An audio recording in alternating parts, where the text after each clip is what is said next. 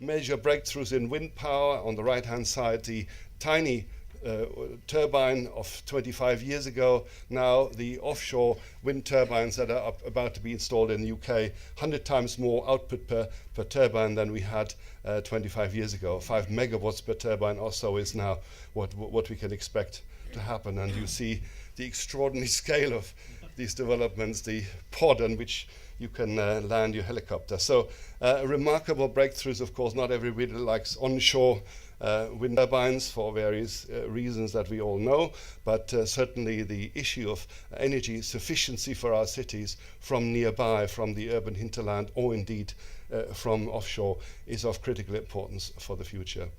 Various offshore technologies such as these now under development. So just talking briefly then about national policy, because we can't always just rely on city policy to make these things happen. So Feedin tariffs, and my colleague Miguel Mendonça has written the authoritative book about it. He is here in the audience, based in Bristol too. And Feedin tariffs are of absolutely critical importance as a policy tool at the national level to enable cities at the local level to transform their energy use or energy supply to renewables. And certainly when you see the amazing results from the application of feed-in tariffs now in about 45 or 50 countries around the world, remarkable stuff, leading to not only major improvements in sustainable energy supply, but also costing little per household, and in Germany creating 280,000 jobs over 10 years. So that's certainly something that is remarkable and very important for the future of cities. Smart grids, really critical for the future of our energy supply. Demand and supply management done in intelligent ways. Buildings exchanging with energy, with power stations, information so that we can optimize the use of energy. So certainly quite a bit of technology required in order to make sustainable urban futures happen. We already heard briefly about from Peter about connectedness, international grids. Here the Desert Tech project, and certainly at the World Future Council we've been discussing this quite a lot, but we've certainly come to the conclusion that we should really have a concept that one might call energy subsidiarity in place, where basically you start as much as possible with the peri-urban area for energy supply and then food supply too. But certainly if it comes to the point, particularly for supplying large cities, such as London or Paris or Madrid with energy, you are almost certain to require energy supplies from further afield. But let us start in the hinterland of our cities and then only then begin to think about supplying renewable energy from further afield. Now just briefly look at issues already discussed, carbon sequestration. How can we, given the fact that we are not suddenly going to stop burning fossil fuels kind of tomorrow, we need to certainly find ways of sequestering far more of the carbon that we release into the atmosphere by biological means. And I completely agree with Peter and others who have spoken already about the need to do it by biology primarily rather than by technology, because the carbon dioxide concentrations have gone up dramatically. And there's now a major discussion worldwide on not just leveling off current levels of CO2 in the atmosphere, but indeed bringing them down to pre-industrial or certainly more recent levels. 350 parts per million would be 10% down or so from current levels. And how can that be done? Clearly there's a combination of energy efficiency, of renewable energy, of new types of transport systems, but beyond that certainly we need to find ways of enhancing the capacity of the biosphere to absorb CO2 in new and imaginative ways. And certainly we've heard about agroforestry.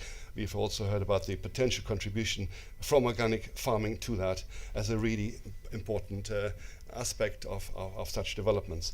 Here in Australia, I worked in Adelaide 7 years ago, producing a plan for a sustainable Adelaide, and part of that was very much how the hinterland of Adelaide could be reforested. Carbon sequestration could take place partly through reforested landscapes while CO2 output was continuing from that city. And that's certainly what is now being done increasingly in different parts of the world. The UN have a billion trees program of very, very large-scale reforestation. If I have time later on, I might show you just a brief clip of a remarkable reforestation scheme in the headwaters of the Yellow River in China.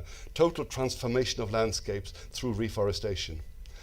Critical issue is the nutrient output of cities. We take food in from the countryside, it goes through our stomachs, and then it ends up as flushed into nutrients, flushed as well as carbon flushed into coastal waters. A shocking state of affairs all over the planet, and that is certainly needs to be addressed head on by redesigning not only the technologies going into sewage treatment, but also the underlying philosophy. We need to recapture not only nutrients, but also carbon from these coastal waters by new approaches. And certainly methane is a very important part of that story, not only in the farm itself, but also in the city, done increasingly, of course, in Asian cities. China has pioneered that too, but we are certainly now in urgent need to persuade Wessex Water and other companies that are doing sewage treatment here in the Bristol area to go for much more efficient systems for recapturing nutrients and for avoiding the wastage of these nutrients and the flushing away into coastal waters.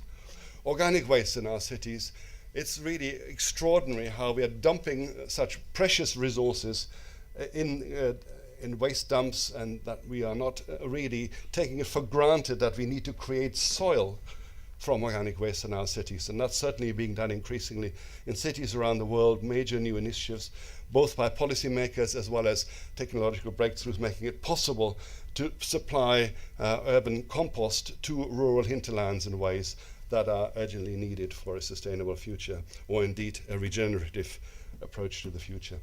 So just a very quick look at plastics recycling. We have the Plastiki ship going around the Pacific at the moment. We need to, as long as we produce these materials, use these materials, turn them to something that's useful. You know, why not make furniture? Why not make fence posts out of it? All of this, I think, is absolutely critical for sustainable urban policy, or for indeed regenerative approaches to urbanization.